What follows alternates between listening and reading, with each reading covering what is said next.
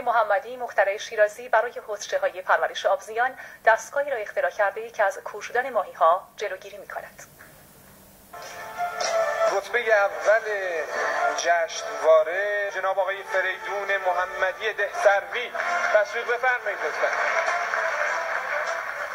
نفر برتر نخستین جشنواره نوآوری و فناوری خلیج فارس، دارنده دیپلم افتخار از جامعه مخترعین و مبتکرین ایران، نخستین دانشمند مسلمان موفق به ثبت اختراع در آمریکا در زمینه سیستم‌های هوادهی، 14مین مخترعی که از سال 1922 تا کنون توانست اختراع خود را در این زمینه به ثبت برساند، مورد تحسین دانشمندان جامعه مخترعین و مبتکرین دانشگاه استان آمریکا.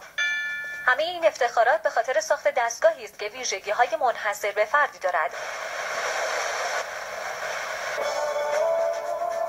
دستگاه هواده آبی با قابلیت اکسیژن‌دهی با حوضچه‌های پرورش ماهی، میگو و سیستم‌های تصفیه فاضلاب.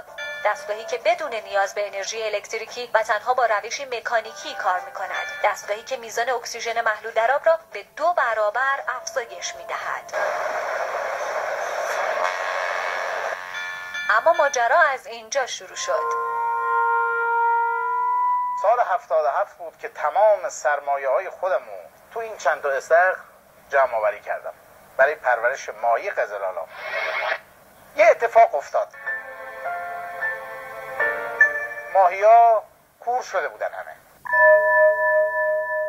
کارشناسان یکی از علتها رو کم بودن اکسیژن محلول در آب حوضچه ماهی‌ها تشخیص دادن. اکسیژن آب کم بشه، سلامت ماهی به خطر میفته. چشم‌ها بیرون زده میشن، بیرون زدگی چشم، حالا یا مثلا چشم تلسکوپی، ماهی دیگه غذام نمیخوره و خیلی مستعد میشه به اینکه تلف بشه. به هر حال ما تولیدمون کم میشه. آقای محمدی برای حل مشکلش بیش از 300 کتاب و مقاله مرتبط با سیستم‌های هوادهی مطالعه کرد و تونست دستگاهی رو بسازه که هم مشکل کمبود اکسیژن رو حل کرد، هم به انرژی برق نیازی نداشت.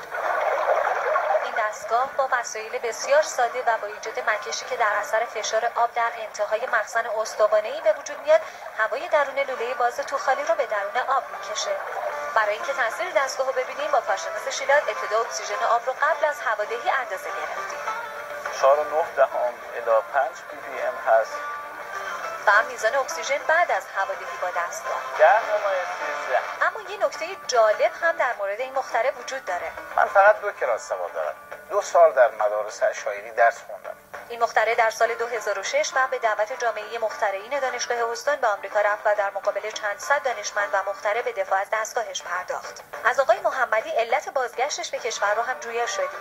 این خاک من، این سرزمین عزیز ایران هست که به من و به فرزندان خودش احتیاج نداره. ساختنش.